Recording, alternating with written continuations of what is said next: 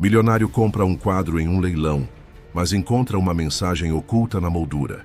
A pintura revela conexões com segredos do passado de sua própria família. Ao investigar, descobre que foi alvo de uma manipulação que o coloca em perigo. Agora ele precisa desvendar o mistério, enquanto protege sua filha de forças sombrias. O salão do Hotel Copacabana Palace resplandecia sob a luz dos lustres de cristal naquela noite de junho. Ricardo Mendes Montenegro, aos 45 anos, ajustou a gravata de seda italiana enquanto observava o movimento da elite carioca que se aglomerava para o tradicional leilão beneficente da Fundação Arte para Todos. Como presidente de uma das maiores construtoras do país, sua presença era mais que esperada. Era fundamental. "Papai, você prometeu que não ia demorar", sussurrou Sofia, sua filha de 19 anos, arqueando uma sobrancelha com aquele olhar que sempre o fazia sorrir. Ela havia herdado a mesma expressão perspicaz de sua falecida mãe, Helena. "Só mais alguns minutos, querida. Você sabe como esses eventos são importantes para a empresa", respondeu Ricardo, passando a mão pelos cabelos grisalhos nas têmporas, único indício de sua idade em um rosto ainda jovial. O leiloeiro, um homem elegante de voz imponente, começou a apresentação dos itens. Obras de artistas renomados desfilavam pelo palco improvisado, arrancando suspiros e lances cada vez mais altos da plateia. Ricardo observava com interesse moderado, mais por hábito profissional do que por real envolvimento. Foi então que ela apareceu. Uma pintura relativamente pequena, com uma moldura dourada ricamente ornamentada. Algo naquela obra o fez se endireitar na cadeira. Não era particularmente impressionante. Uma cena bucólica de um casarão colonial, cercado por jardins bem cuidados. Mas havia algo familiar naquela composição que fez seu coração acelerar. "Lance inicial de R$50 mil", anunciou o leiloeiro, com menos entusiasmo do que demonstrara para as obras anteriores. Sofia notou a mudança na postura do pai. "O que foi? Você conhece essa pintura?" Ricardo franziu o senho, tentando capturar uma memória que parecia escorregar por entre seus dedos. "Não exatamente, mas me lembra algo." Quando ninguém se manifestou para dar um lance, Ricardo surpreendeu a todos, inclusive a si mesmo, levantando a placa com seu número. R$50 mil para o número 47, cantou o leiloeiro. "Algum outro lance?" O silêncio que se seguiu foi quebrado apenas pelo martelo batendo na mesa. "Vendido para o número 47. Sofia olhou para o pai com curiosidade. "Desde quando você se interessa por arte colonial?" "Não me interesso", respondeu Ricardo, ainda intrigado com sua própria impulsividade. "Mas há algo nesse quadro." Após o término do leilão, enquanto os convidados se dispersavam para o coquetel, Ricardo se aproximou da pintura para examiná-la mais de perto. A assinatura no canto inferior direito estava parcialmente apagada, mas ainda legível. A Silveira, 1962. "Excelente escolha, Sr. Montenegro", disse uma voz às suas costas. Ao se virar, deparou-se com Clara Rodrigues, a organizadora do evento, uma mulher elegante de meia-idade. "Esta é uma peça bastante especial." "Por que diz isso?" perguntou Ricardo, notando um brilho peculiar nos olhos dela. "Bem, toda obra de arte tem sua história", respondeu Clara, com um sorriso enigmático. Esta, em particular, pertenceu a uma das famílias mais tradicionais do Rio de Janeiro. Foi doada anonimamente para o leilão. Ricardo sentiu um arrepio inexplicável. Doada anonimamente? Isso não é um pouco incomum para uma obra de arte? "Nem tanto quanto você imagina", Clara deu de ombros, mas havia algo em seu tom que sugeria que ela sabia mais do que estava dizendo. "As pessoas têm seus motivos para manter o anonimato." Sofia se aproximou segurando 2 taças de champanhe. "Pai, acho que deveríamos ir. Você tem aquela reunião cedo amanhã, lembra?" Ricardo assentiu, mas seus olhos permaneceram fixos na pintura. Algo naquele casarão, naqueles jardins meticulosamente pintados, despertava uma sensação inquietante de déjà-vu. Era como se estivesse olhando para uma fotografia de um lugar que conhecera na infância, mas não conseguia precisar quando ou onde. "Vou providenciar para que a obra seja entregue em sua residência amanhã pela manhã", informou Clara, entregando-lhe um recibo. Enquanto deixavam o hotel, Ricardo não conseguia afastar a sensação de que aquela compra impulsiva seria mais do que uma simples adição à sua modesta coleção de arte. O que começara como um gesto filantrópico em um leilão beneficente estava prestes a se transformar no primeiro capítulo de uma história que mudaria sua vida para sempre. Sofia, percebendo a distração do pai, apertou seu braço carinhosamente. "Está tudo bem?" "Sim, querida", respondeu ele, forçando um sorriso. "Só estou com uma sensação estranha sobre esse quadro." "Que tipo de sensação?" Ricardo balançou a cabeça, incapaz de colocar em palavras o turbilhão de emoções e memórias nebulosas que aquela pintura havia despertado. "Não sei ao certo, mas tenho a impressão de que há mais nessa obra do que podemos ver à primeira vista." O motorista abriu a porta da Mercedes e pai e filha entraram no carro em silêncio. Enquanto o veículo deslizava pelas ruas iluminadas de Copacabana, Ricardo não conseguia afastar o pensamento de que acabara de colocar em movimento uma série de eventos que estavam além de seu controle. Na manhã seguinte ao leilão, Ricardo acordou mais cedo que o habitual. Havia dormido mal, perturbado por sonhos fragmentados, onde um casarão antigo se misturava com memórias difusas de sua infância. Vestiu o roupão e desceu para seu escritório particular, uma sala ampla no primeiro andar da mansão em São Conrado, onde uma parede inteira era dedicada à sua modesta coleção de arte. O quadro adquirido na noite anterior já estava lá, instalado conforme solicitado. A luz suave da manhã que entrava pelas janelas francesas realçava detalhes da pintura que não havia notado durante o leilão. O casarão retratado tinha uma arquitetura peculiar, com uma varanda circular e colunas que pareciam contar histórias silenciosas de um passado distante. "Não conseguiu dormir também?" perguntou Sofia, surgindo à porta do escritório ainda em seu pijama de seda. Seus longos cabelos castanhos estavam presos em um coque desarrumado e ela segurava 2 xícaras fumegantes de café. Ricardo aceitou uma das xícaras com um sorriso agradecido. "Esse quadro não sai da minha cabeça. Tenho certeza que já vi esse lugar antes." Sofia se aproximou da pintura, estudando-a com atenção. "Sabe o que é estranho? Essa moldura parece ter algo diferente no acabamento aqui." Ela apontou para um pequeno detalhe no canto inferior direito, onde o ornamento dourado apresentava uma sutil irregularidade. Ricardo se aproximou, ajustando os óculos de leitura.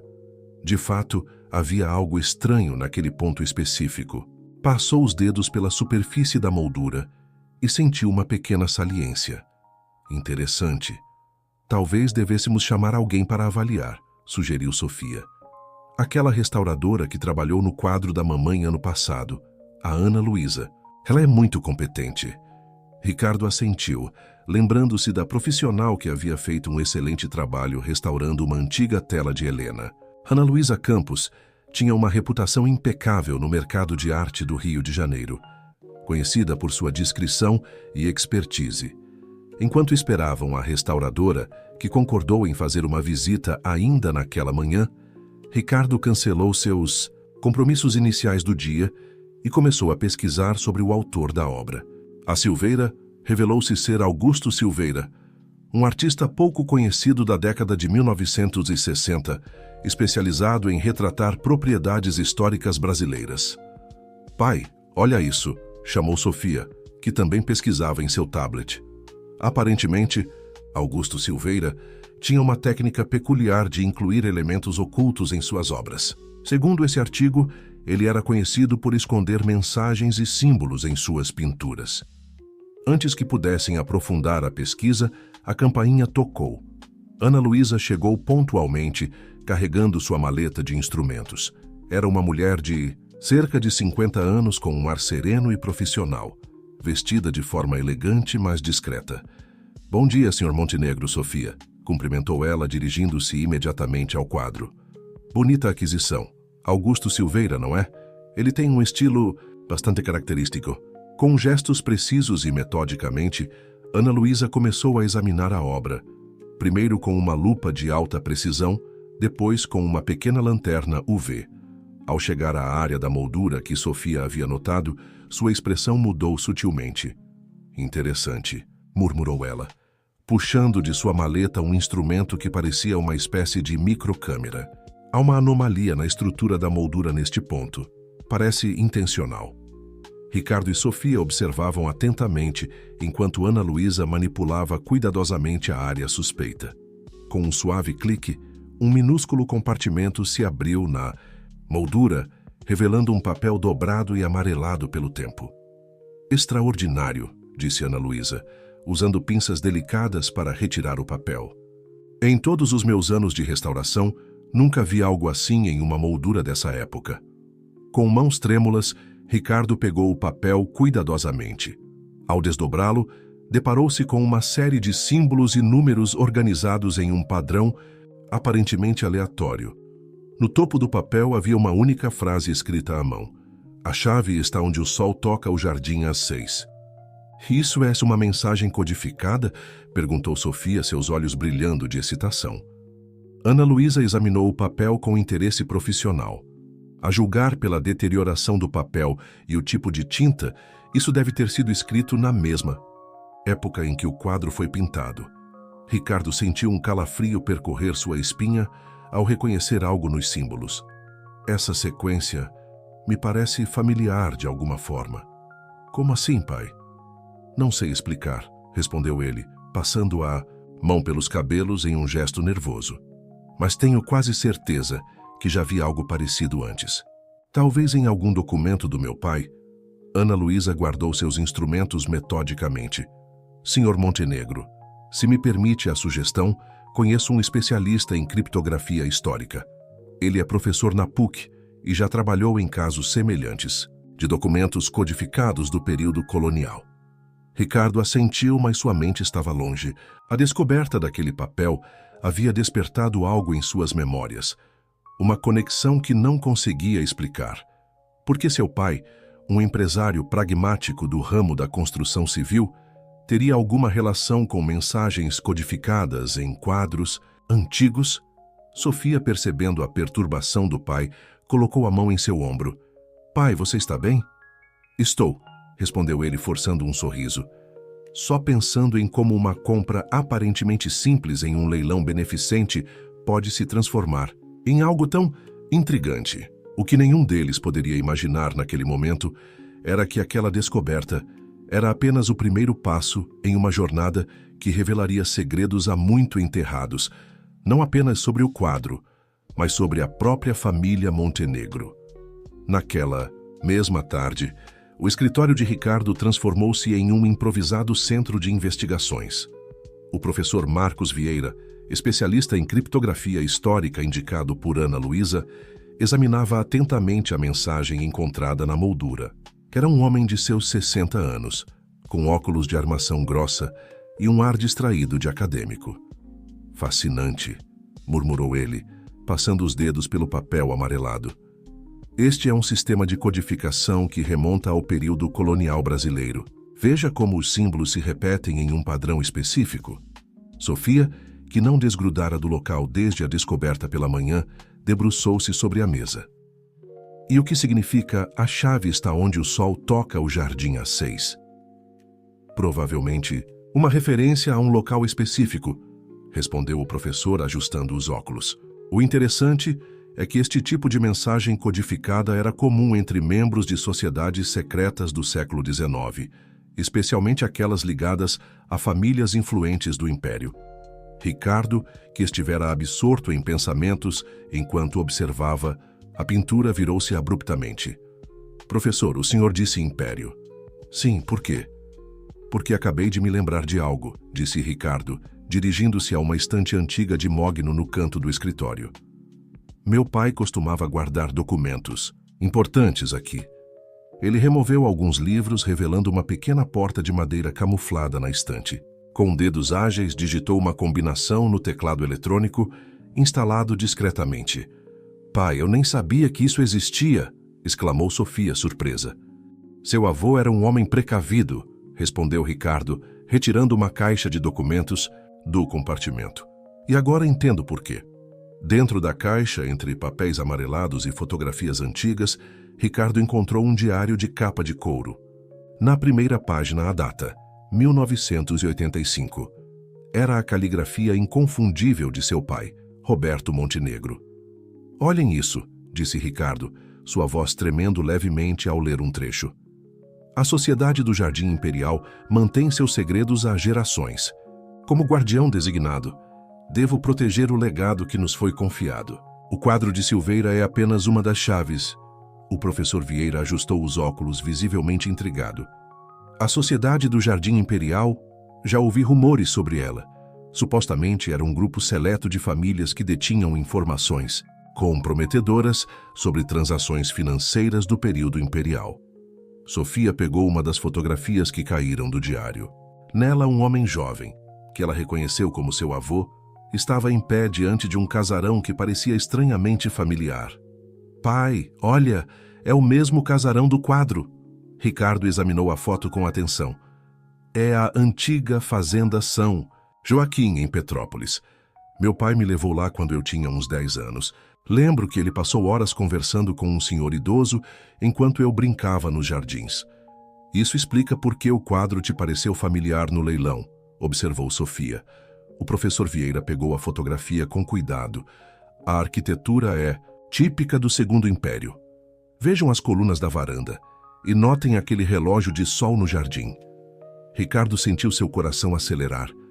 O relógio de sol, onde o sol toca o jardim às 6, deve ser isso. Naquele momento, o celular de Ricardo vibrou. Era uma mensagem de Clara Rodrigues, a organizadora do leilão. "Senhor Montenegro, precisamos conversar sobre a procedência do quadro. É urgente."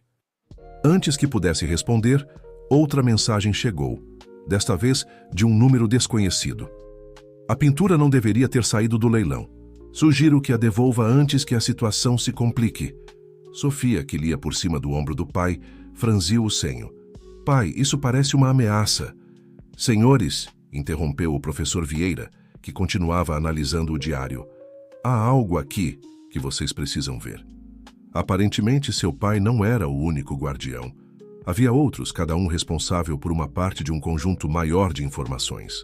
Ricardo guardou o celular, tentando manter a calma apesar das mensagens perturbadoras. Que tipo de informações? Segundo essas anotações, documentos que poderiam mudar o curso da história de certas famílias.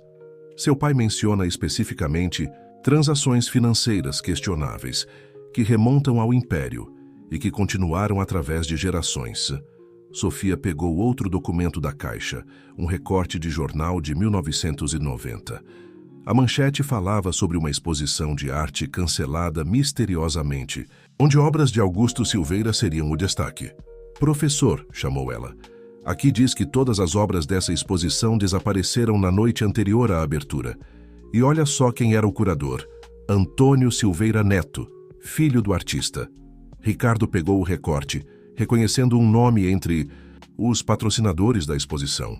Montenegro Construções, a empresa de seu pai. "Isso não pode ser coincidência", murmurou ele. "Meu pai estava envolvido de alguma forma com essas obras, com esses segredos. E agora, 30 anos depois, um desses quadros reaparece justamente em um leilão onde eu estava presente." O professor Vieira começou a guardar suas anotações. "Senhor Montenegro, sugiro que sejamos muito cautelosos com essas informações. Histórias envolvendo sociedades secretas e documentos comprometedores geralmente têm ramificações perigosas." Ricardo assentiu, pensando nas mensagens ameaçadoras que acabara de receber. "Sofia, quero que você fique na casa da tia Beatriz por alguns dias." "Nem pensar", protestou ela. "Não vou te deixar sozinho no meio dessa história. Além disso, já estou envolvida até o pescoço." O professor Vieira pigarreou, chamando a atenção de ambos. "Se me permitem uma sugestão, acho que deveríamos visitar a Fazenda São Joaquim. Se há mesmo algo escondido naquele relógio de sol, precisamos descobrir antes que outros o façam." Ricardo olhou pela janela, observando o sol que começava a se pôr. As sombras alongadas no jardim lembravam-no das que vira na infância, naquela tarde distante em Petrópolis. Agora, 3 décadas depois, aquelas mesmas sombras pareciam guardar segredos que poderiam mudar tudo o que ele pensava saber sobre sua família. A viagem para Petrópolis começou ao amanhecer do dia seguinte. Ricardo insistiu em dirigir seu próprio carro, recusando o motorista habitual. No banco do passageiro, Sofia consultava o diário do avô, enquanto o professor Vieira, no banco traseiro, continuava suas análises da mensagem codificada. A neblina típica da região serrana envolvia a estrada em um manto etéreo, criando uma atmosfera quase surreal. Ricardo não pôde deixar de notar como o clima combinava perfeitamente com o mistério que estavam tentando desvendar. "Pai, encontrei algo interessante aqui", disse Sofia, marcando uma página do diário. Vovô escreveu sobre um encontro na fazenda em 1985. Ele menciona um tal de Joaquim Silveira, que seria tio do artista que pintou nosso quadro. Silveira. "Esse sobrenome continua aparecendo", murmurou o professor Vieira, erguendo os olhos de suas anotações. "Segundo minhas pesquisas, a família Silveira teve papel importante no desenvolvimento do Vale do Café no século XIX. Após 2 horas de viagem, deixaram a estrada principal seguindo por um caminho de terra bem conservado. Uma placa discreta indicava Fazenda São Joaquim, propriedade particular. "Não mudou nada", sussurrou Ricardo, reconhecendo o portão de ferro trabalhado que guardava a entrada da propriedade. Ao seu lado, Sofia soltou uma exclamação de surpresa ao ver o casarão surgir entre as árvores centenárias. Era exatamente como na pintura. Estacionaram em frente à casa principal, onde foram recebidos por uma senhora elegante de cabelos grisalhos. "Bem-vindos, sou Beatriz Silveira", apresentou-se ela com um sorriso caloroso. "Clara Rodrigues me avisou que viriam." Ricardo franziu o senho, surpreso pela menção ao nome da organizadora do leilão. "A senhora conhece Clara?" "Oh, sim", respondeu Beatriz, guiando-os para a varanda. "Na verdade, foi ela quem sugeriu que eu mantivesse a fazenda aberta para visitas históricas. Mas, por favor, entrem. O café está servido na sala de estar." O interior do casarão era uma viagem no tempo. Móveis de época, retratos antigos e objetos decorativos contavam a história de gerações. Sofia não pôde deixar de notar que vários quadros nas paredes tinham o mesmo estilo do que haviam comprado no leilão. "Todos pintados por meu tio Augusto", explicou Beatriz, percebendo o interesse da jovem. "Ele tinha um amor especial por esta fazenda." Na sala de estar, sobre uma mesa de jacarandá, estava servido um café colonial completo. Enquanto se acomodavam, Ricardo observou um retrato particular que chamou sua atenção. Mostrava um grupo de homens em trajes formais. Entre eles seu pai, bem mais jovem. A última reunião da sociedade", disse Beatriz, seguindo o olhar de Ricardo. "Seu pai era um homem admirável, Sr. Montenegro, um verdadeiro guardião." "Senhora Silveira", interveio o professor Vieira, "a senhora poderia nos falar mais sobre essa sociedade?" Beatriz serviu o café antes de responder, seus movimentos deliberadamente lentos.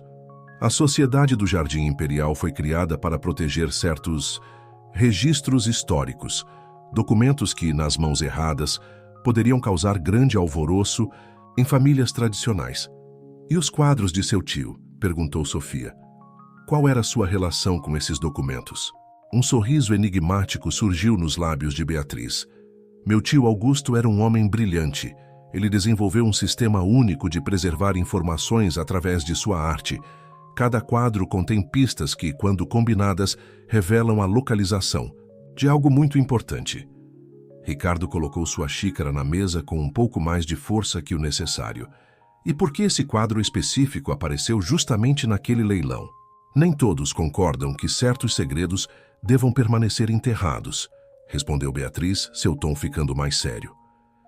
"Há pessoas que prefeririam usar essas informações para benefício próprio. O reaparecimento desse quadro não foi acidental. Sr. Montenegro, foi um movimento em um jogo muito antigo."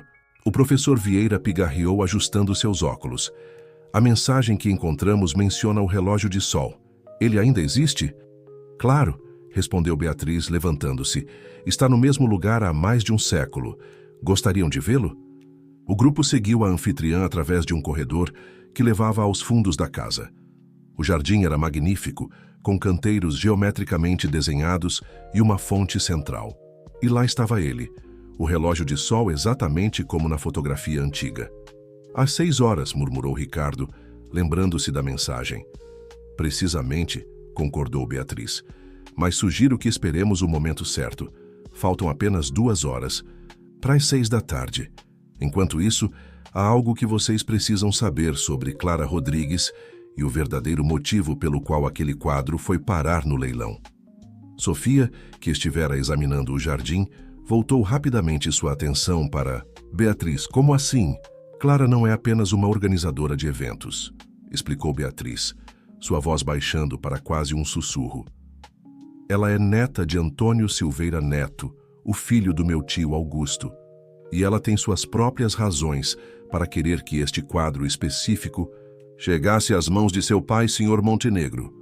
Ricardo sentiu um arrepio percorrer sua espinha.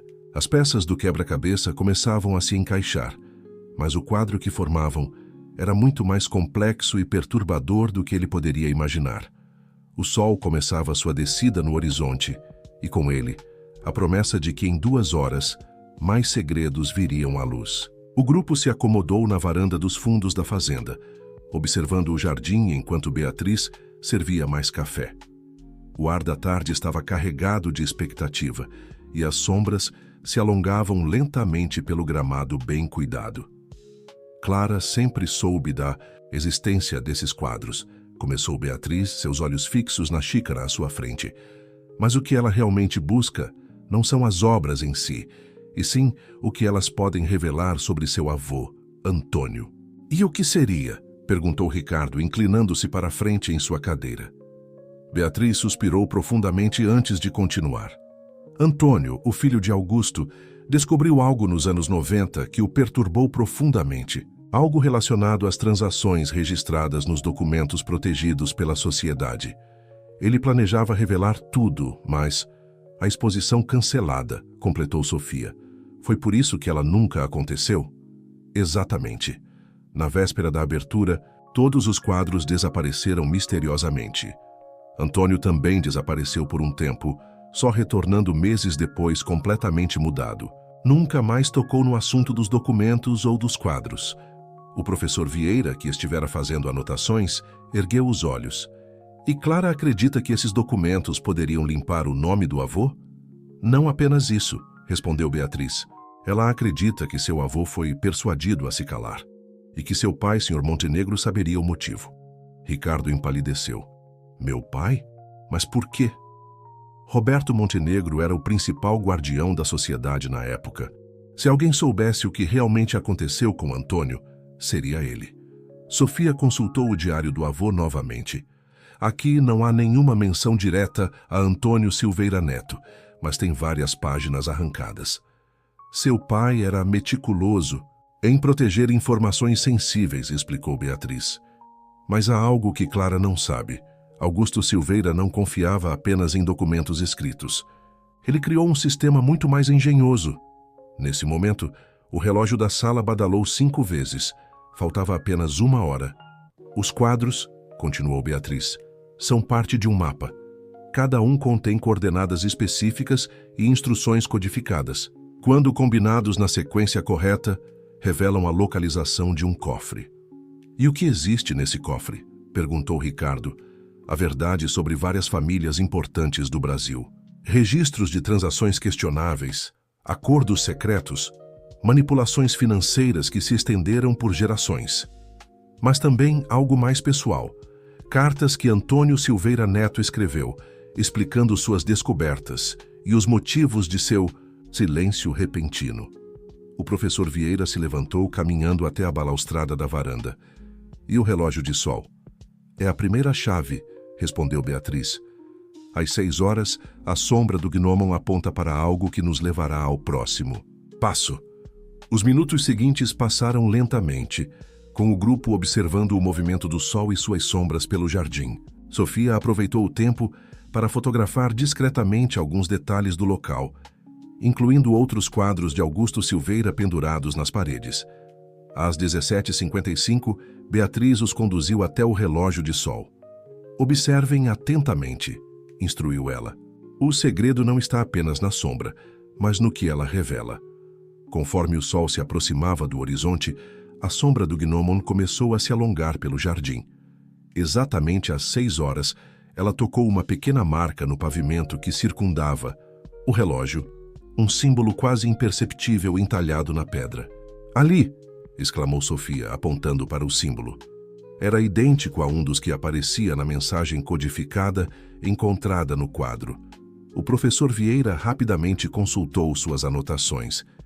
Este símbolo, segundo o código, ele representa início ou origem. Beatriz se ajoelhou junto à marca, pressionando-a levemente. Com um suave clique, uma pequena seção do pavimento se moveu, revelando um compartimento oculto. Dentro dele, havia uma caixa de metal, não maior que um livro. "Esta caixa pertenceu a Antônio", explicou Beatriz, entregando-a a Ricardo. "Ele a deixou aqui na última vez que visitou a fazenda, pouco antes de seu desaparecimento temporário."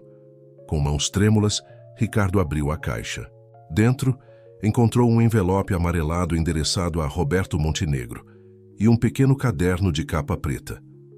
"Não abra o envelope ainda", advertiu Beatriz rapidamente.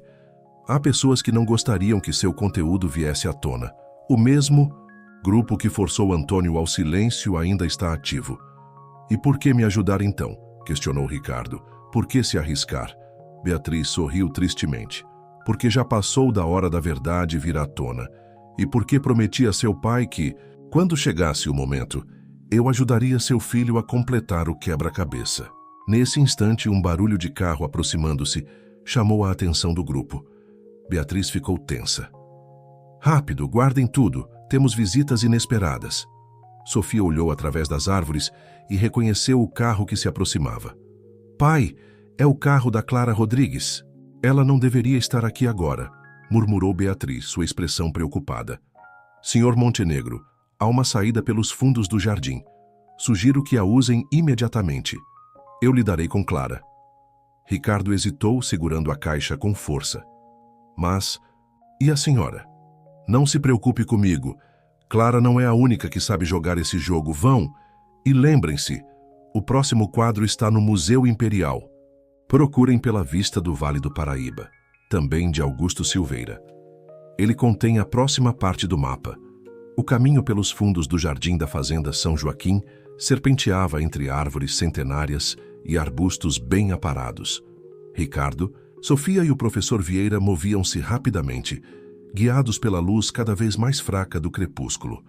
O som de vozes vindas da casa principal ficava gradualmente mais distante. "Por aqui", sussurrou Ricardo, reconhecendo um antigo portão de ferro parcialmente coberto por trepadeiras. "Lembro-me deste caminho da minha infância." Emergindo em uma estrada secundária, paralela à entrada principal da fazenda, o grupo rapidamente alcançou o carro de Ricardo, estrategicamente estacionado mais cedo sob orientação de Beatriz. Sofia olhou para trás uma última vez, vislumbrando as luzes da casa principal entre as árvores. "Ela vai ficar bem?" perguntou preocupada com Beatriz. "Vai", respondeu o professor Vieira, ajustando seus óculos enquanto entrava no carro. "Aquela senhora me pareceu mais do que capaz de lidar com situações delicadas." Já na estrada principal, dirigindo com cautela para não chamar atenção, Ricardo finalmente permitiu-se relaxar um pouco. A caixa de metal, segura no colo de Sofia, parecia pulsar com seus segredos ainda não revelados. "Podemos parar no hotel em Petrópolis", sugeriu o professor. "Tenho um quarto reservado no Palace Hotel e precisamos examinar esses documentos com calma." Ricardo assentiu, suas mãos apertando o volante. "Concordo. Também preciso fazer algumas ligações. Tem algo nessa história toda que não está se encaixando." No luxuoso salão do Palace Hotel, 1 hora depois, o grupo se instalou em uma área mais reservada.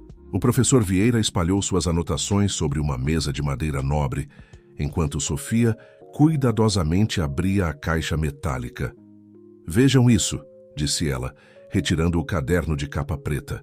"São anotações de Antônio Silveira Neto. A data é de 1990, pouco antes da exposição que nunca aconteceu." Ricardo pegou o caderno com cuidado, começando a ler em voz baixa. "Os quadros de meu pai sempre foram mais que simples pinturas. Augusto Silveira era um homem que acreditava que a arte deveria servir a um propósito maior que a mera contemplação. Cada tela que ele produziu carrega consigo uma parte de um mapa elaborado. Um quebra-cabeça que, quando montado, revela muito mais que coordenadas geográficas. O que descobri nos registros da Sociedade do Jardim Imperial vai além de simples transações questionáveis. São evidências de um sistema complexo de manipulação que se estende até os dias atuais. Famílias tradicionais, empresas respeitadas, políticos influentes, todos conectados por uma teia de acordos e favores que remonta ao Império. Sofia interrompeu a leitura. Pai, olhe estas páginas. São registros detalhados de reuniões da sociedade. O professor Vieira, que examinava o envelope endereçado a Roberto Montenegro, franziu o senho. Interessante. A carta está selada com o mesmo símbolo que encontramos no relógio de sol. Ricardo hesitou por um momento antes de abrir o envelope. Dentro, encontrou uma carta escrita à mão datada de setembro de 1990. Caro Roberto, se está lendo esta carta, significa que finalmente chegou o momento que tanto temi. Suas suspeitas sobre o sistema estavam corretas. A Sociedade do Jardim Imperial não foi criada apenas para proteger segredos. Ela própria é parte de um mecanismo muito maior de controle e influência. Os quadros de Augusto são a chave para expor tudo isso. Cada tela contém não apenas coordenadas, mas também registros codificados de transações específicas. Seu pai, antes de você, já suspeitava disso, mas nunca teve coragem de dar o próximo passo. Clara, minha neta, não deve saber de tudo ainda. Ela é jovem demais para carregar este fardo, mas um dia, quando estiver pronta, precisará entender por que fiz o que fiz. A vista do Vale do Paraíba no Museu Imperial não é apenas mais um quadro, é o ponto de convergência. Augusto o pintou por último e nele escondeu a chave para decifrar todos os outros. Mas cuidado, há outros procurando por estas respostas. Pessoas que preferem que certos segredos permaneçam enterrados. Mantenha-se atento. Nem todos os guardiões são confiáveis. Antônio Silveira Neto. Isso explica o comportamento da Clara no leilão, murmurou Sofia. Ela deve ter descoberto algo sobre o avô e está tentando reconstituir a história. O professor Vieira pegou o caderno de anotações novamente. Tem mais aqui. Antônio mapeou uma série de conexões entre empresas e famílias tradicionais. Vejam, a Montenegro Construções aparece várias vezes ligada a projetos específicos durante a década de 1980. Ricardo passou a mão pelos cabelos, visivelmente perturbado. Meu pai nunca mencionou nada disso. Sempre pensei que a empresa tinha crescido apenas por mérito próprio. E provavelmente cresceu, ponderou o professor. Mas estas anotações sugerem que havia um sistema maior em funcionamento, beneficiando certas famílias em detrimento de outras. Sofia, que estivera examinando mais documentos da caixa, soltou uma exclamação. Pai, olhe isso, uma foto do vovô com Antônio Silveira Neto. E tem uma anotação no verso. Última reunião antes da decisão, 1990. Naquele momento, o celular de Ricardo vibrou. Era uma mensagem de Beatriz. Clara saiu da fazenda. Ela não estava sozinha. Cuidado com quem confiam. Encontrem o quadro. No museu o quanto antes. O professor Vieira começou a guardar os documentos. Precisamos ser mais rápidos que eles. O Museu Imperial abre às 10h amanhã. Não, disse Ricardo, guardando a carta no bolso interno do paletó. Vamos agora. Tenho um amigo no conselho diretor do museu que nos deve alguns favores. É hora de cobrá-los. Sofia sorriu, reconhecendo no pai a mesma determinação que via nas fotos do avô. E depois? Depois, respondeu Ricardo pegando as chaves do carro. Vamos descobrir exatamente que tipo de segredos a Sociedade do Jardim Imperial está protegendo há tanto tempo. O Museu Imperial de Petrópolis emanava uma aura majestosa sob a luz noturna, os jardins impecavelmente mantidos e a fachada neoclássica pareciam ainda mais imponentes no silêncio da noite. Ricardo, Sofia e o professor Vieira aguardavam no carro, estacionado discretamente próximo à entrada lateral do museu. Doutor Álvaro está atrasado, murmurou Ricardo, consultando o relógio pela terceira vez em 5 minutos. O amigo do conselho diretor do museu havia concordado em encontrá-los após muita insistência. Pai, tem certeza que podemos confiar nele? Perguntou Sofia, lembrando-se do aviso de Beatriz sobre confiança. Álvaro e eu estudamos juntos no Colégio São Bento. Ele deve muito à nossa família, respondeu Ricardo, interrompendo-se ao ver um homem de meia idade aproximando-se rapidamente. Dr. Álvaro Mendes era diretor de conservação do museu há mais de 2 décadas. Seu rosto, habitualmente sereno, estava marcado por uma expressão de preocupação quando abriu a porta lateral, gesticulando para que entrassem rapidamente. Vocês têm 1 hora, sussurrou ele, guiando-os através de corredores silenciosos. A troca de turno dos seguranças acontece à meia-noite. É o momento mais seguro. O professor Vieira carregava sua pasta com os documentos encontrados na fazenda, enquanto Sofia mantinha a câmera do celular pronta para registrar qualquer descoberta importante. As luzes de emergência projetavam sombras alongadas nas paredes, decoradas com retratos históricos. A vista do Vale do Paraíba está na ala leste, explicou Álvaro, sua voz ecoando levemente no corredor vazio. Mas tem algo que vocês precisam saber. Ontem recebemos uma visita interessante. Representantes de uma empresa de restauração querendo examinar justamente este quadro. Ricardo trocou um olhar significativo com Sofia. Deixe-me adivinhar. Clara Rodrigues estava entre eles? Não, respondeu Álvaro parando diante de uma porta dupla de madeira maciça. Mas mencionaram a empresa dela como consultora. Como vocês sabem disso? É uma longa história, disse Ricardo. O importante é, conseguiram examinar o quadro? Não. Neguei o acesso alegando protocolos de conservação, mas eles devem voltar com uma autorização oficial na segunda-feira. A ala leste do museu abrigava uma impressionante coleção de paisagens do período imperial. O professor Vieira imediatamente localizou a obra que procuravam.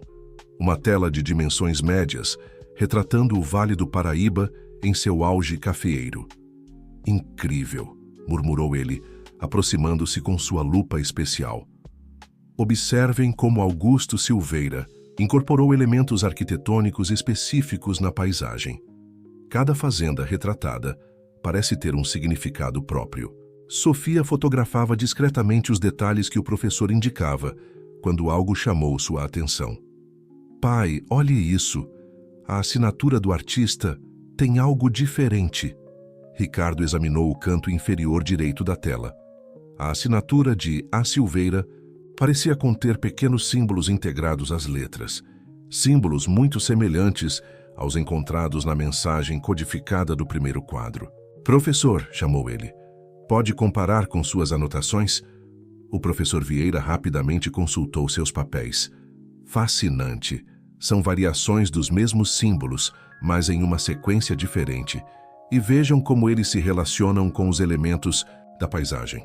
Álvaro, que mantinha a guarda próximo à porta, manifestou-se.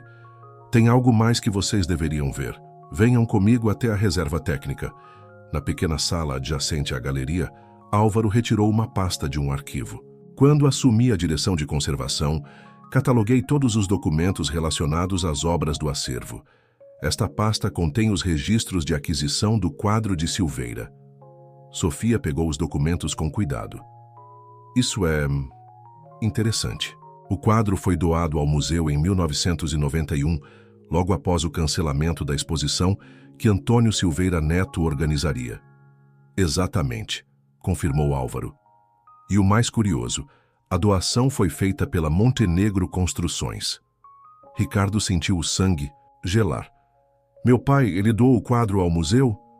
Aparentemente, disse Álvaro, retirando mais um documento da pasta. Mas tem mais. Encontrei isso anexado ao registro de doação. Nunca entendi seu significado até agora. Era um pequeno cartão com o timbre da Sociedade do Jardim Imperial. Nele, apenas uma frase escrita à mão. A verdadeira vista está no chão, que não se vê. O professor Vieira ajustou os óculos examinando o quadro com ainda mais atenção. Claro, não é a paisagem em si que importa, mas o que ela oculta. Cada elemento da composição deve ser uma referência a algo específico. Sofia, que continuava fotografando os detalhes da obra, fez uma descoberta surpreendente. Olhem só quando amplio esta parte da fazenda central. Há números minúsculos pintados nas janelas. Coordenadas, murmurou o professor. Assim como no primeiro quadro. Mas estas parecem diferentes, mais como números de contrato, completou Ricardo, uma revelação súbita atingindo-o. São referências a contratos específicos. Meu pai costumava usar um sistema similar para catalogar projetos importantes da construtora. Nesse momento, Álvaro, que monitorava o corredor, entrou apressadamente na sala. Temos companhia, há pessoas se aproximando pela ala oeste. Impossível, sussurrou ele consultando o relógio. A troca de turno só acontece em 40 minutos. Ricardo guardou rapidamente os documentos que examinavam. Precisamos sair daqui. Sofia, você conseguiu registrar tudo? Sim, todas as coordenadas e símbolos, respondeu ela, guardando o celular. O professor Vieira fez uma última anotação, apressada. Há um padrão aqui, algo relacionado às datas dos contratos e às posições das fazendas no quadro. Precisamos analisar isso com calma. Álvaro os guiou por um corredor de serviço. Usem a saída dos funcionários. Vou distrair quem quer que esteja vindo. Antes de se separarem, Ricardo segurou o braço do amigo. Álvaro, tem certeza que ficará bem? Não se preocupe comigo, sorriu ele. Só me prometa que, quando descobrir o que está realmente acontecendo, vai me contar toda a história. Já no carro, afastando-se rapidamente do museu, Sofia começou a examinar as fotos que tirara. Pai, acho que encontramos mais que coordenadas. Olha só este detalhe aqui. Parece um mapa dentro do próprio mapa. O professor Vieira debruçou-se sobre o celular dela. E todos os números parecem apontar para um local específico. Precisamos cruzar essas informações com os registros que encontramos na fazenda. Ricardo dirigia em silêncio, sua mente processando todas as descobertas da noite. Seu pai, a sociedade, os contratos codificados, tudo parecia fazer parte de um elaborado sistema de registro e proteção de informações. Mas que informações seriam tão importantes a ponto de necessitarem tal nível de segurança? A resposta, ele suspeitava, estava escondida em algum lugar entre as pinceladas meticulosas de Augusto Silveira e os segredos que seu pai levara consigo. De volta ao Palace Hotel, o grupo se reuniu na suíte do professor Vieira para analisar as descobertas da noite. Sofia projetava as fotos do quadro na parede usando seu notebook, enquanto o professor organizava suas anotações metodicamente sobre a mesa de centro. Vejam só, disse Sofia, ampliando um detalhe específico da tela. Cada fazenda retratada tem um número específico de janelas, e todas elas seguem um padrão geométrico peculiar. Ricardo, que estivera absorto em pensamentos junto à janela, aproximou-se da projeção. Esses números me parecem familiares. Professor, pode me passar aquela pasta com os registros da construtora que encontramos na fazenda? Folheando os documentos antigos, Ricardo encontrou o que procurava. Uma série de contratos da Montenegro Construções, da década de 1980.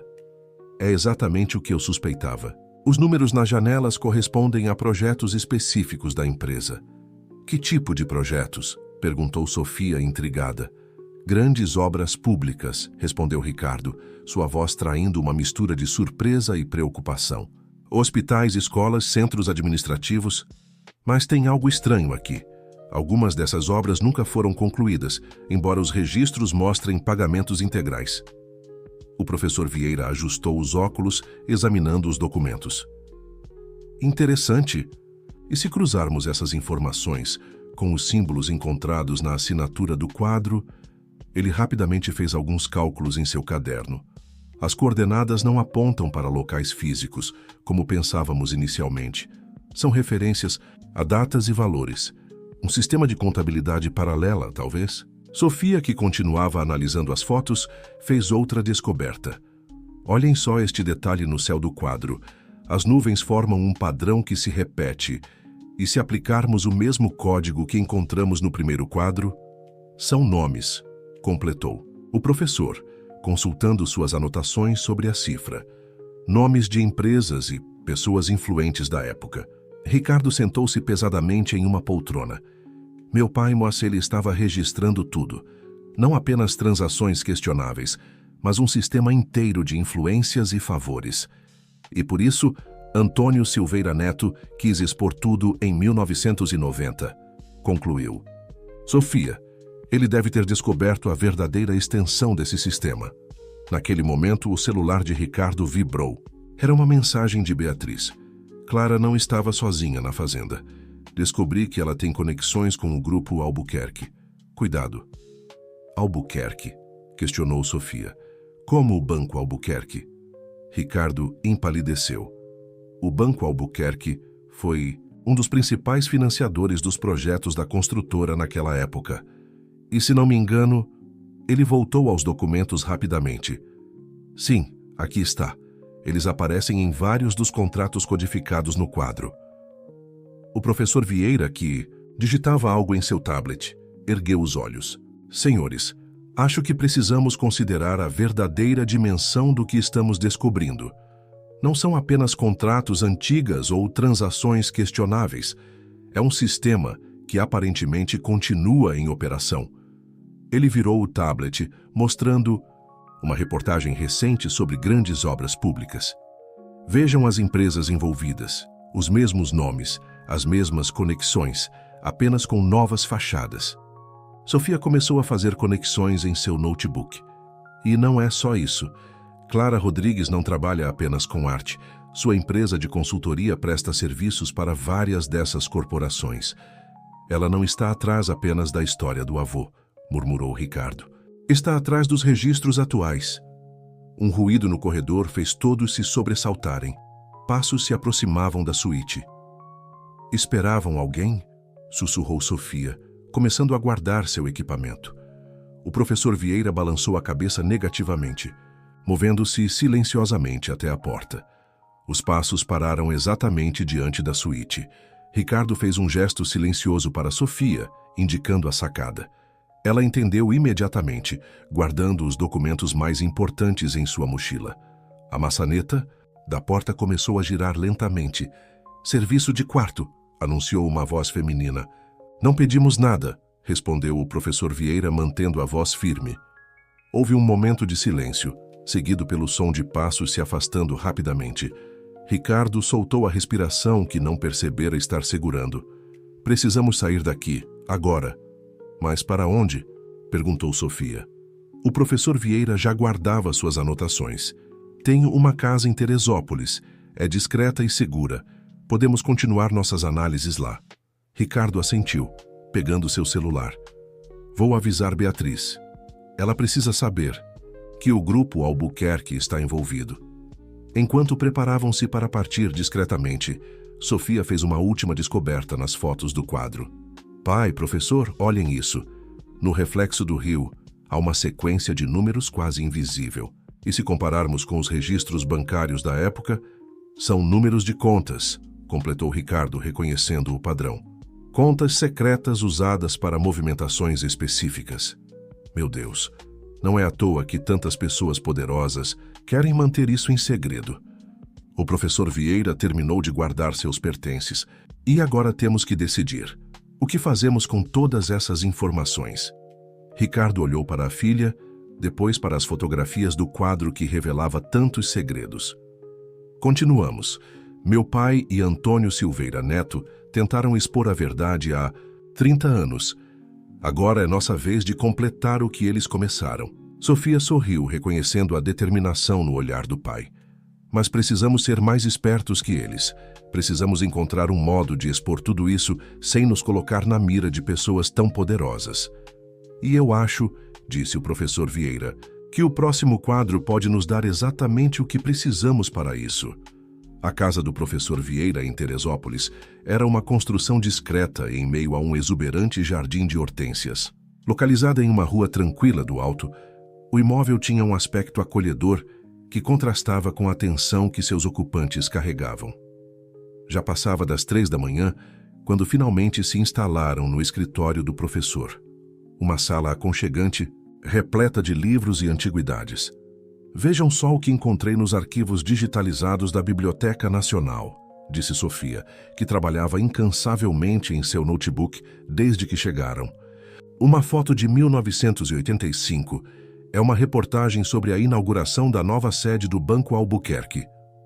Ricardo e o professor se aproximaram da tela. A fotografia mostrava um grupo de empresários em um coquetel elegante. Entre eles, destacavam-se Roberto Montenegro e Antônio Silveira Neto, ambos muito mais jovens, conversando com Fernando Albuquerque, o patriarca do banco. "Espere", disse Ricardo, inclinando-se mais perto.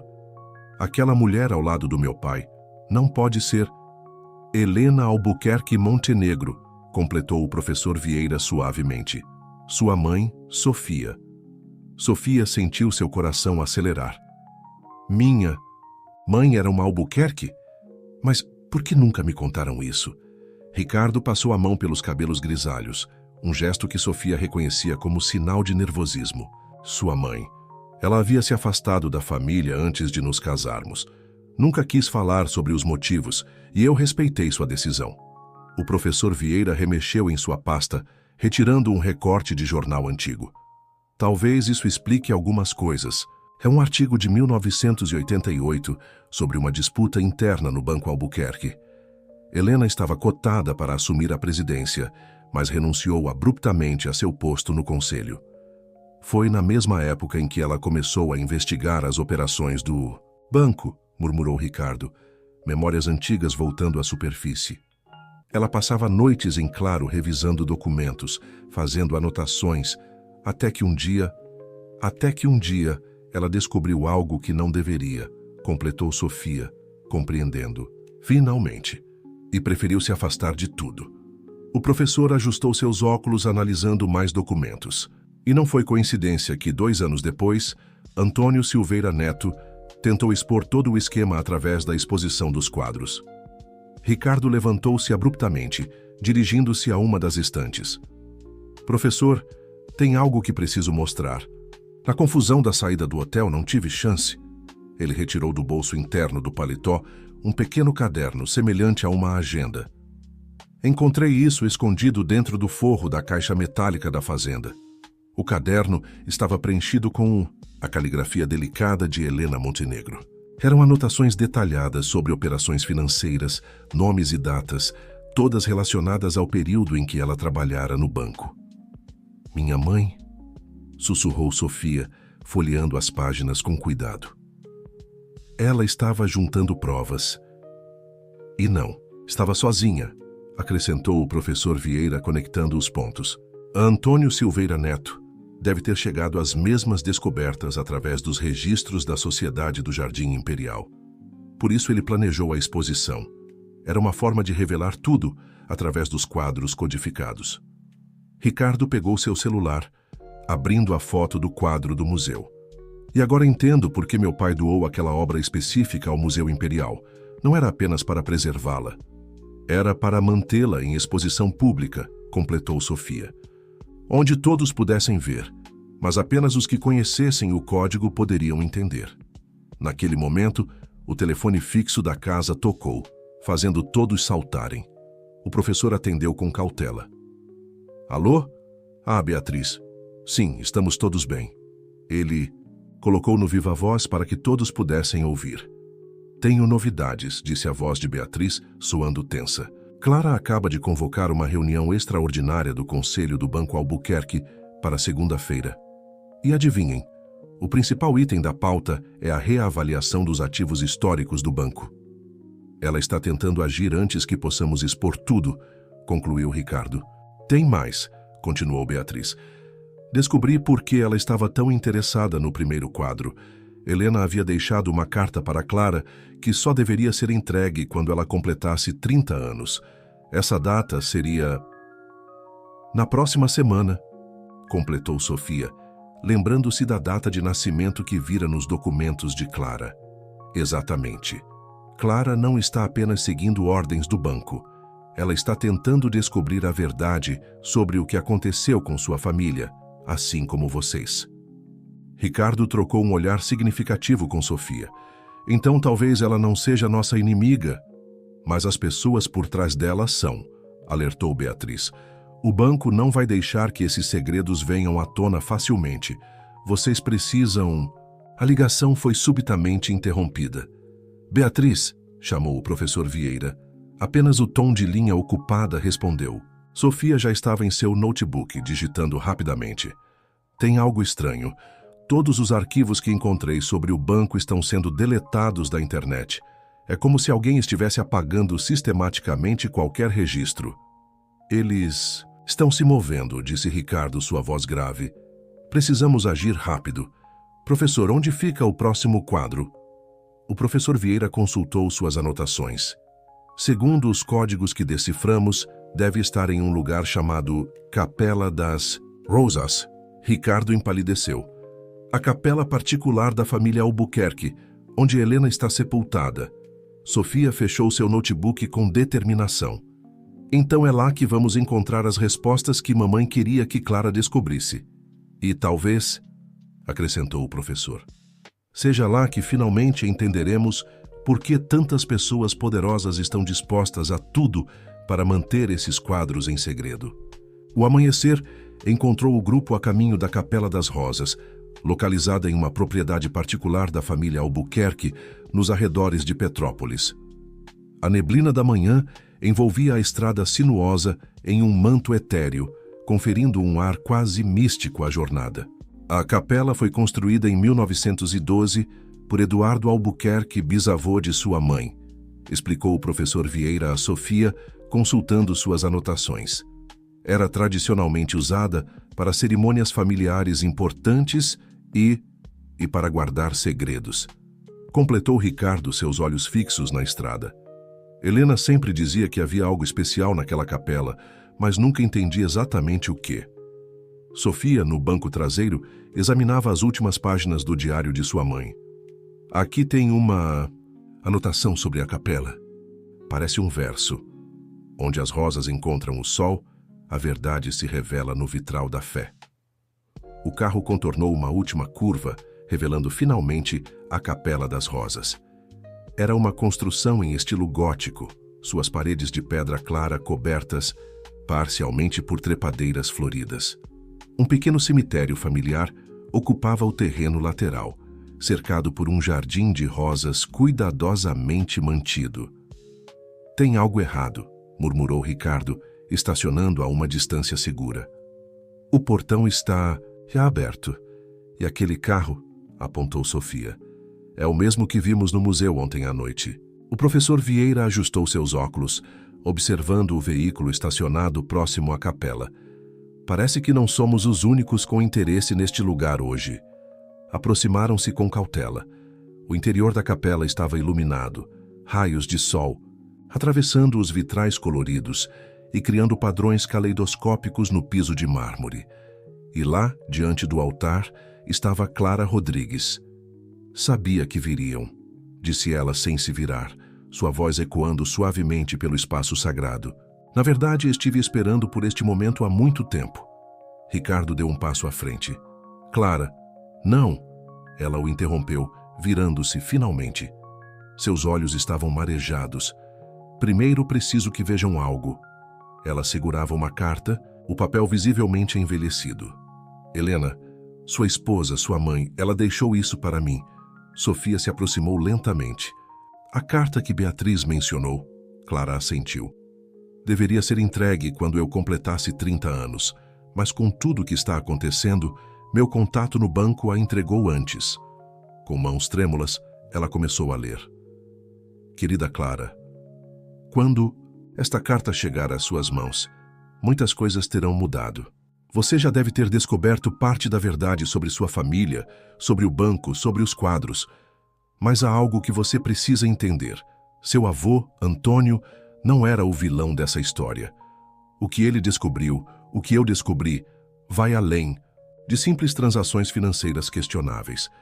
É um sistema que se alimenta de segredos, que prospera nas sombras, passando de geração em geração. Seu avô tentou expor tudo através da arte, da única maneira que conhecia. Eu tentei pelos meios legais, através do banco. Nós dois subestimamos o poder daqueles que preferem que certos segredos permaneçam enterrados. Na Capela das Rosas, Atrás do terceiro vitral, você encontrará o último quadro de Augusto Silveira. Com ele estão todos os documentos que seu avô e eu reunimos. Use-os com sabedoria. E lembre-se, algumas vezes, a verdadeira herança não está no que recebemos, mas no que escolhemos fazer com isso. Com amor, Helena Montenegro. Um silêncio profundo caiu sobre a capela. Clara dobrou cuidadosamente a carta antes de continuar. Passei os últimos anos tentando entender o que aconteceu. Por que meu avô desistiu da exposição?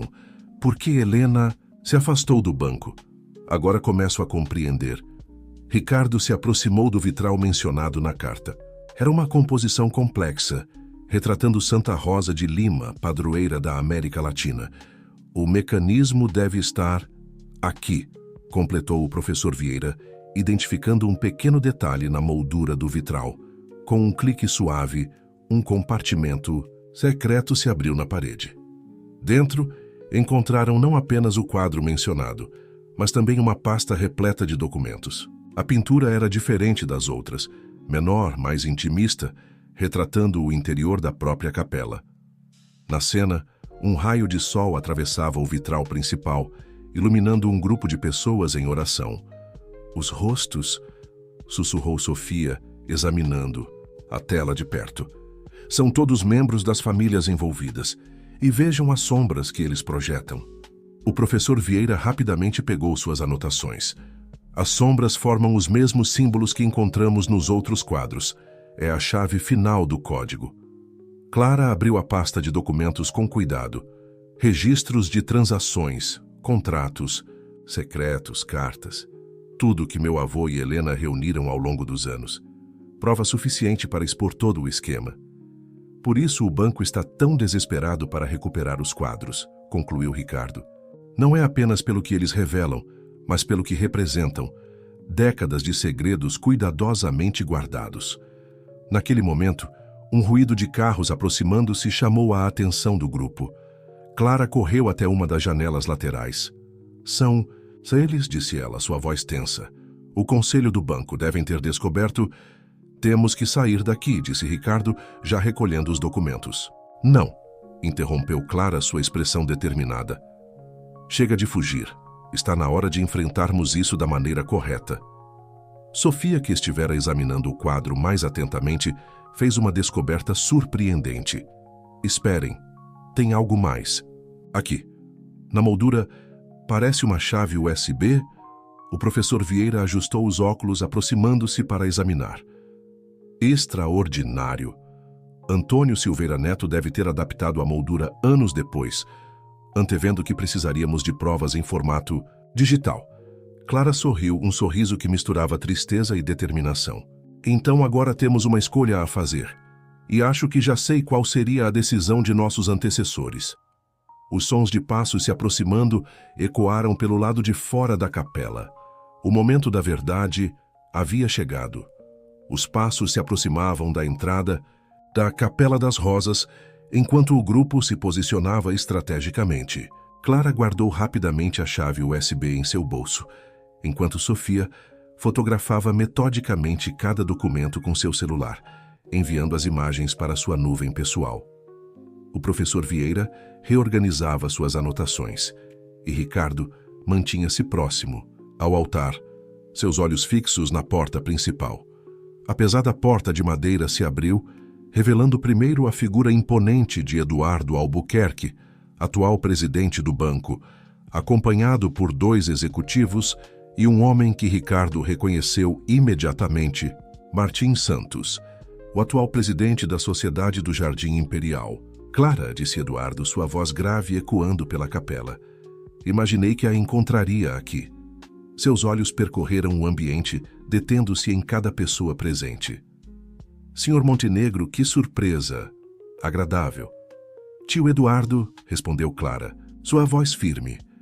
Acho que chegou a hora de termos uma conversa franca sobre o legado de nossa família.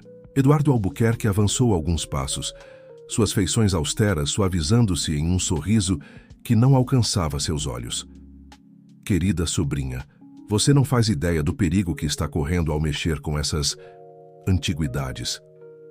Na verdade, interveio Sofia. Acho que todos aqui sabem exatamente o que está em jogo. Ela deu um passo à frente, colocando-se ao lado de Clara. Inclusive, o verdadeiro motivo pelo qual o senhor está aqui pessoalmente. Martin Santos pigarreou, ajustando sua gravata cara. Senhorita Montenegro, há certas tradições, certos acordos que mantêm a ordem social. Sua mãe aprendeu isso da maneira mais difícil. Ricardo sentiu seu sangue ferver à menção de Helena, mas manteve a compostura. É mesmo, Santos? E que acordos seriam esses? Os mesmos que seu pai ajudou a esconder quando presidia a sociedade? O professor Vieira aproveitou o momento para intervir. Senhores, os documentos que encontramos revelam um padrão de práticas que se estende por décadas. A questão não é mais se esses segredos devem ou não vir à tona, mas como lidaremos com eles. Eduardo Albuquerque soltou uma risada curta, sem humor. Professor, o senhor é um acadêmico. Deve entender que a história nem sempre é o que parece. Às vezes, certas verdades precisam permanecer protegidas. Protegidas? Questionou Clara, sua voz carregada de indignação. Foi assim que justificaram o que fizeram com meu avô? Com Helena? Sua tia fez escolhas imprudentes, respondeu Eduardo, seu tom endurecendo. Antônio também. Eles não compreendiam que algumas vezes o silêncio é a melhor política. Sofia, que continuava discretamente digitando em seu celular, ergueu os olhos. E quantas outras famílias tiveram que fazer escolhas imprudentes para manter seu sistema funcionando, Sr. Albuquerque? Chega de rodeios, interrompeu Martin Santos, sua paciência visivelmente se esgotando. Viemos buscar os documentos. E os quadros, todos eles. A Sociedade do Jardim Imperial tem direitos legais sobre esse material. Ricardo deu um passo à frente. Tem certeza, Santos? Porque os registros que encontramos sugerem que a própria sociedade foi usada como fachada para operações muito mais complexas. Operações que continuam até hoje, completou Clara. Ou vão negar que o mesmo sistema de contratos codificados ainda está em uso? Eduardo Albuquerque estreitou os olhos estudando o grupo à sua frente. Vocês realmente não entendem, não é? Isso é maior que todas as nossas famílias. É um sistema que sustenta a própria estrutura da corrupção institucionalizada? Interrompeu o professor Vieira, removendo seus óculos calmamente. Ou dos mecanismos de poder que permitem que certas famílias permaneçam intocáveis. Um silêncio pesado caiu sobre a capela. Os raios de sol atravessando os vitrais criavam padrões coloridos que dançavam sobre as expressões tensas de todos. Os presentes. Última chance, disse Eduardo, sua voz agora gélida. Entreguem tudo e podemos chegar a um acordo que beneficie a todos. Clara deu um passo à frente, posicionando-se entre seu tio e o grupo. Não, tio Eduardo. A última chance foi há 30 anos, quando silenciaram meu avô e Helena. Agora é hora da verdade. Nesse momento, sons de outros carros aproximando-se quebraram a tensão do ambiente. Eduardo checou seu celular, um sorriso de satisfação surgindo em seu rosto. Bem, se é assim que preferem, ele fez um gesto para os executivos que o acompanhavam. Mas antes que pudessem agir, Clara ergueu seu próprio celular. O senhor não é o único que pode fazer ligações, tio. E algumas pessoas muito interessantes estão prestes a se juntar à nossa pequena reunião familiar. Sofia, entendendo. O sinal completou o upload final dos documentos. O professor Vieira organizou metodicamente suas anotações e Ricardo sorriu, reconhecendo nos olhos de Clara a mesma determinação que tanto admirara em Helena. A verdadeira batalha estava apenas começando. E desta vez, os segredos da Capela das Rosas não permaneceriam nas sombras por muito mais tempo.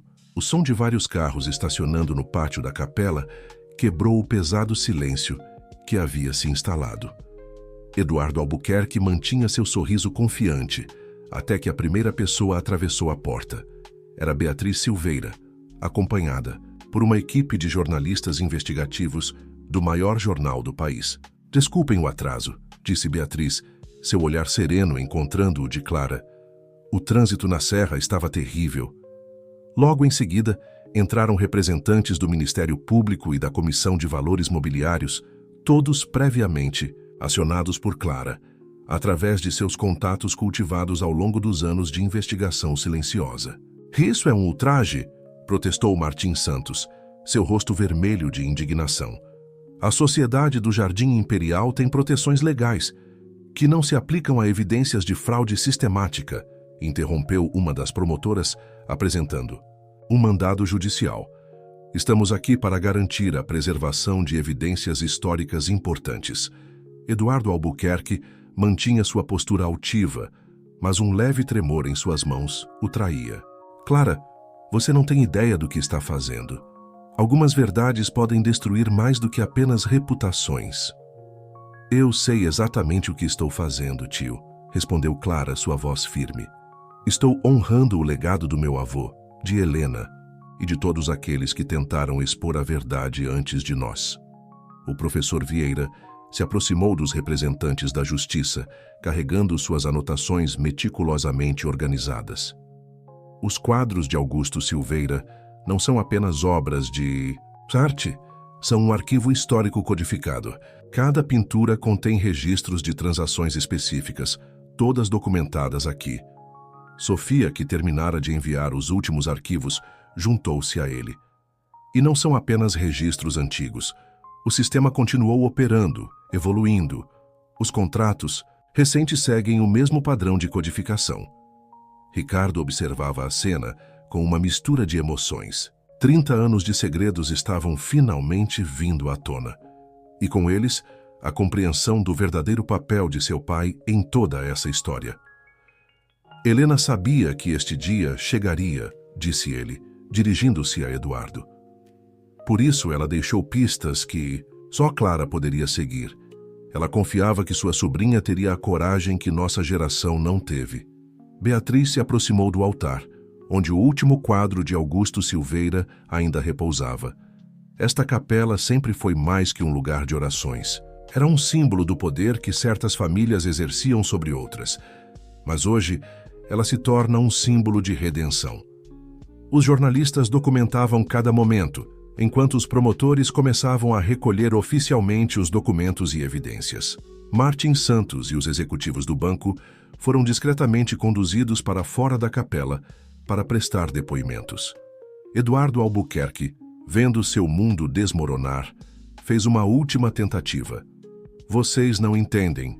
Algumas instituições são grandes demais para serem responsabilizadas, completou Clara. Esse tipo de pensamento é exatamente o que nos trouxe até aqui, tio. É hora de mudança. O professor Vieira, que examinava o último quadro com sua lupa, fez uma descoberta final. Vejam, na assinatura de Augusto, não são apenas símbolos, é uma mensagem.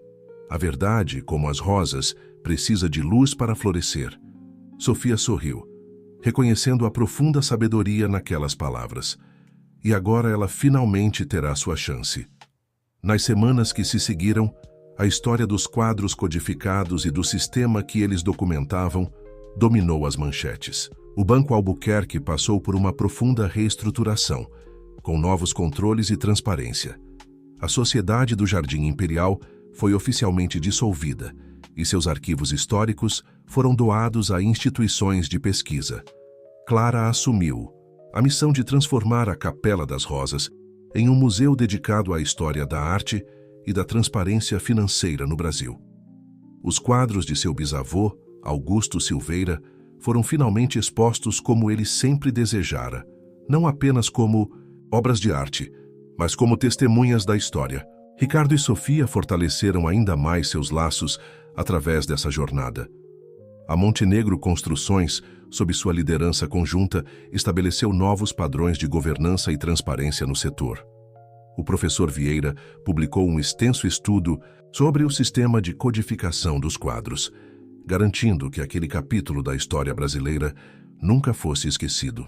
Em uma tarde tranquila, meses depois, Clara, Sofia e Ricardo se reuniram novamente na Capela das Rosas. O jardim estava mais exuberante que nunca, as rosas florescendo com um vigor renovado. Sabe, disse Clara, observando o pôr do sol através dos vitrais, acho que finalmente entendo por que escolheram rosas como símbolo. Elas são como a verdade, têm espinhos, exigem cuidado e dedicação, mas quando florescem, transformam tudo ao seu redor, completou Sofia, sorrindo. Ricardo contemplou o altar onde uma fotografia de Helena agora ocupava um lugar de honra. Ela estaria orgulhosa de todas nós. O professor Vieira, que continuava catalogando os documentos históricos, ergueu os olhos de suas anotações. Sabem o que mais me impressiona? Como uma simples compra em um leilão beneficente pôde desencadear tudo isso. Não foi o acaso, respondeu Clara, tocando suavemente a moldura do último quadro de seu bisavô. Foi o destino, ou talvez apenas a verdade escolhendo seu momento para florescer. O sol poente lançava através dos vitrais um caleidoscópio de cores sobre o grupo, como se as próprias rosas do jardim estivessem abençoando aquele momento.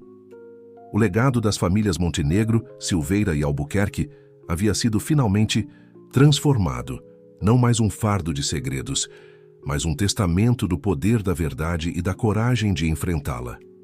E ali, na quietude da capela, entre as sombras dançantes e o perfume das rosas, uma nova história começava a ser escrita. Uma história de transparência, redenção e, acima de tudo, esperança.